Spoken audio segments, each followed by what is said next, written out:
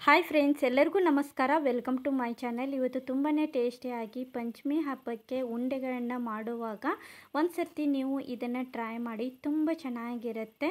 ನಾವು ಪಂಚಮಿ ಹಬ್ಬ, ಇನ್ನೇನು ಪಂಚಮಿ ಹಬ್ಬ ಬರುತ್ತಲ್ವ, ಅದರಲ್ಲಿ ನಾವು ತುಂಬಾ ವೆರೈಟಿಯಾಗಿ ಉಂಡೆಗಳನ್ನು ಮಾಡ್ತೀವಿ. ಅದರಲ್ಲಿ ಇದು ಒಂದು ಕೂಡ ತೆಂಗಿನಕಾಯಿ ಉಂಡೆ, ಅಂದರೆ ಕೊಬ್ಬರಿ ಉಂಡೆ ಅಂತ ಹೇಳ್ಬೋದು. ತುಂಬಾ ಟೇಸ್ಟಿಯಾಗಿರುತ್ತೆ, ಜಾಸ್ತಿ ಟೈಮ್ ತೊಗೊಳಂಗಿಲ್ಲ, ಜಾಸ್ತಿ ಸಾಮಗ್ರಿಗಳಿಲ್ಲ, ತುಂಬಾ ರುಚಿಯಾಗಿರುತ್ತೆ. ಹಾಗೆ ಚಿಕ್ಕ ಮಕ್ಕಳು ಈ ಥರ ಮಾಡೋದ್ರಿಂದ ತುಂಬ ಇಷ್ಟಪಟ್ಟು ತಿಂತಾರೆ. ಆರೋಗ್ಯಕ್ಕೂ ತುಂಬಾ ಒಳ್ಳೆಯದು. ತುಂಬ ಹೆಲ್ತಿಯಾಗಿರುವಂತಹ ಕೋಕೋನಟ್ ಲಡ್ಡು ಹೇಗೆ ಮಾಡೋದು ಅಂತ ನೋಡ್ಕೊಂಬರೋಣ. ಅದಕ್ಕಿಂತ ಮುಂಚೆ ನಮ್ಮ ಚಾನಲ್ನ ನೋಡೋರು ಪ್ಲೀಸ್ ಸಬ್ಸ್ಕ್ರೈಬ್ ಮಾಡ್ಕೊರಿ. ಸಬ್ಸ್ಕ್ರೈಬ್ ಮಾಡಿಕೊಂಡ್ರೆ ನಾನು ಹಾಕುವಂಥ ಪ್ರತಿದಿನ ಹಾಕುವಂಥ ರೆಸಿಪಿ ವಿಡಿಯೋ ನಿಮಗೆ ಬೇಗ ಬರ್ತಾವೆ. ವಿಡಿಯೋನ ನೀವು ಕೊನೆವರೆಗೂ ನೋಡಿ, ಹಾಗೆ ಇಷ್ಟ ಆದಲ್ಲಿ ಲೈಕ್ ಮಾಡಿ, ಶೇರ್ ಮಾಡಿ. ಹೊಸದಾಗಿ ನೋಡೋರು ಪ್ಲೀಸ್ ಸಬ್ಸ್ಕ್ರೈಬ್ ಮಾಡ್ಕೊರಿ. ಬನ್ನಿ ಇವಾಗ ಕೊಬ್ಬರಿ ಉಂಡೆ ಮಾಡಲು ಬೇಕಾಗುವಂಥ ಸಾಮಗ್ರಿಗಳನ್ನ ನೋಡ್ಕೊಂಬರೋಣ. 2 ಏಲಕ್ಕಿಯನ್ನು ತೊಗೊಂಡಿದ್ದೀನಿ, 1 ಬಟ್ಲ ಬೆಲ್ಲ, ಹಾಗೆ 2 ತೆಂಗಿನಕಾಯಿದು ಮೇಲ್ಗಡೆ ಭಾಗನ ವೈಟ್ ಭಾಗ ಮಾತ್ರ ಈ ಥರ ಸಣ್ಣದಾಗಿ ತುರಿದಿಟ್ಕೊಂಡಿದ್ದೀನಿ. ಹಾಗೆ ಇಲ್ಲಿ ಪ್ಯಾನ್ನ ಇಟ್ಕೊಂಡು ಸ್ವಲ್ಪ ಬಿಸಿ ಆದಮೇಲೆ ಸ್ವಲ್ಪ ನೀರು ಹಾಕ್ತಾಯಿದ್ದೀನಿ. ಬೆಲ್ಲವನ್ನು ಕರಗಿಸ್ಕೋದಕ್ಕೆ ಮಾತ್ರ ನಾನು ನೀರನ್ನು ಹಾಕ್ಕೊಂಡಿದ್ದೀನಿ. ನೋಡಿ, ಈ ಥರ ನೀರು ಸ್ವಲ್ಪ ಬಿಸಿ ಆದಮೇಲೆ 1 ಬಟ್ಲ ಬೆಲ್ಲವನ್ನು ಹಾಕ್ಕೊಂಡಿದ್ದೀನಿ.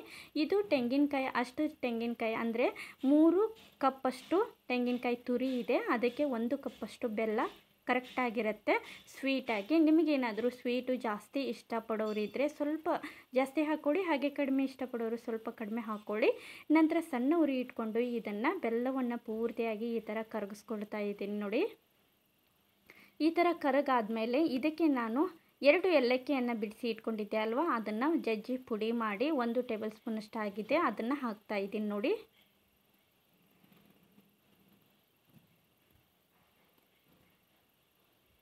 ಇದಿಷ್ಟು ಹಾಕೊಂಡಾದಮೇಲೆ ಸ್ವಲ್ಪ ಮಿಕ್ಸ್ ಮಾಡಿಕೊಂಡು ತೆರೆದಿಟ್ಕೊಂಡಿರುವಂಥ ಹಸಿ ತೆಂಗಿನಕಾಯಿ ಫ್ರೆಶ್ ಆಗಿರೋದನ್ನು ಯೂಸ್ ಮಾಡ್ಕೊಳ್ಳಿ. ಅಂದರೆ ಆವಾಗಲೇ ನಾವು ತೆಂಗಿನಕಾಯಿನ ಒಡೆದು ಈ ಥರ ತೆರೆದು ಹಾಕಿ ಮಾಡೋದ್ರಿಂದ ಟೇಸ್ಟಿಯಾಗಿರುತ್ತೆ. ಇವಾಗ ಪೂರ್ತಿಯಾಗಿ ಬೆಲ್ಲದಲ್ಲಿ, ಅಂದರೆ ಬೆಲ್ಲ ಪೂರ್ತಿಯಾಗಿ ತೆರೆದಿಟ್ಕೊಂಡಿರುವಂಥ ಕೊಬ್ಬರಿಗೆ ಹೊಂದ್ಕೊಳ್ಳೋ ಹಾಗೆ ಇದನ್ನು ಹುರಿದ್ಕೊಳ್ಬೇಕು. ಅಂದರೆ ಪೂರ್ತಿಯಾಗಿ ಬೆಲ್ಲವನ್ನು ಹೀರ್ಕೊಳ್ಬೇಕು. ಅಷ್ಟು ಗಟ್ಟಿಯಾಗಿ ಇದನ್ನು ಕೈ ಬಿಡದ ಹಾಗೇ ನೀವು ಸಣ್ಣ ಉರಿ ಇಟ್ಕೊಂಡು ಇದನ್ನು ಸ್ವಲ್ಪ ಗಟ್ಟಿ ಆಗೋ ಹಾಗೆ ಹುರಿದ್ಕೊಳ್ಳಿ. ನೋಡಿ, ಈ ಥರ ಸ್ವಲ್ಪ ಸ್ವಲ್ಪ ಈ ಥರ ಎಲ್ಲ ಗಟ್ಟಿ ಆಗ್ತಾ ಬರ್ತಾ ಇದೆ. ಅಂದರೆ ಈ ಥರ ಗಟ್ಟಿ ಮಾಡಿಕೊಂಡ್ರೆ ನಮಗೆ ಉಂಡೆ ಕಟ್ಟಲಿಕ್ಕೆ ತುಂಬ ಈಸಿಯಾಗಿರುತ್ತೆ. ನೋಡಿ, ಈ ಥರ ಕ್ಲೋಸ್ ಮಾಡಿದರೆ ಸ್ವಲ್ಪ ಸಣ್ಣದಾಗಿ ಕುದೀತಾ ಇದೆ. ನೋಡಿ, ಅದು ಪೂರ್ತಿಯಾಗಿ ಗಟ್ಟಿ ಆಗಬೇಕು. ಸ್ವಲ್ಪನೂ ರಸ ಕಾಣಿಸ್ಬಾರ್ದು, ಅಂದರೆ ಬೆಲ್ಲದ ನೀರು ಕಾಣಿಸ್ಬಾರ್ದು.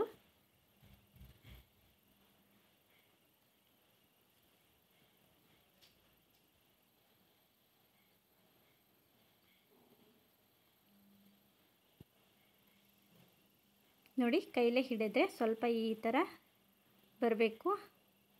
ಅಂದರೆ ಸ್ವಲ್ಪ ಪಾಕದ ಗತೆ ನಮಗೆ ಹತ್ಕೊಂಡ್ರೆ ಉಂಡೆ ಕಟ್ಟಲಿಕ್ಕೆ ತುಂಬ ಚೆನ್ನಾಗಿರುತ್ತೆ. ನಂತರ ಇವಾಗ ನೋಡಿ, ಇದಿಷ್ಟ ಆಗಿದೆ.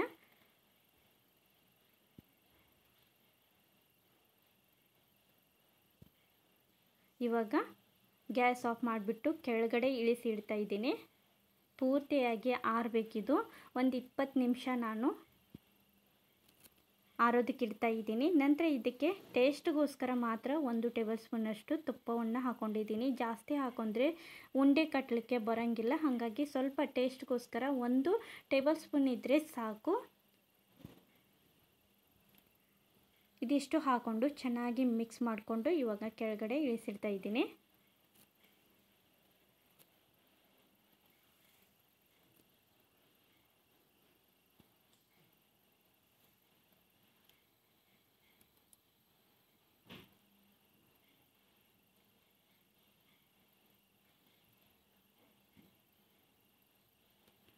ನೋಡಿ, ಒಂದು 20 ನಿಮಿಷ ಆದಮೇಲೆ ತೋರಿಸ್ತಾ ಇರೋದು ಪೂರ್ತಿಯಾಗಿ ತಣ್ಣಗಾಗಿದೆ. ನೋಡಿ, ಇವಾಗ ನಾವು ಉಂಡೆನ ಹೇಗೆ ಬೇಕಾದರೂ ಕಟ್ಕೋಬೋದು. ದೊಡ್ಡ ಸೈಜಲ್ಲಿ ಅಥವಾ ಚಿಕ್ಕ ಸೈಜಲ್ಲಿ ಹೇಗಾದರೂ ನೀವು ಉಂಡೆಯನ್ನು ಕಟ್ಕೋಬೋದು.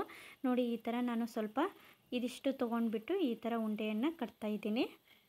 ನೋಡಿದ್ರಲ್ವ, ಇನ್ನೇನು ಬರುವಂತಹ ಪಂಚಮಿ ಹಬ್ಬಕ್ಕೆ, ನಾಗರ ಪಂಚಮಿ ಹಬ್ಬಕ್ಕೆ ನೀವು ಒಂದು ಸರ್ತಿ ಈ ಥರದ್ದು ಉಂಡೆಯನ್ನು ಟ್ರೈ ಮಾಡಿ, ತುಂಬ ಚೆನ್ನಾಗಿರುತ್ತೆ. ಹಾಗೆ ಚಿಕ್ಕ ಮಕ್ಕಳು ಏನಾದರೂ ಇದ್ದರೆ ಈ ಥರ ಮಾಡಿಕೊಡಿ, ತುಂಬ ಇಷ್ಟಪಟ್ಟು ತಿಂತಾರೋ. ನೋಡಿದ್ರಲ್ವ ಈ ಥರ ಉಂಡೆ ಬರುತ್ತೆ. ಉಳಿದಿರೋದೆಲ್ಲ ಇದೇ ರೀತಿ ಮಾಡಿ ಇಡ್ತಾ ಇದ್ದೀನಿ. ಇದನ್ನು ನೀವು 2-3 ದಿವಸ ಇಟ್ಕೊಂಡು ತಿನ್ನಲಿಕ್ಕೂ ಚೆನ್ನಾಗಿರುತ್ತೆ.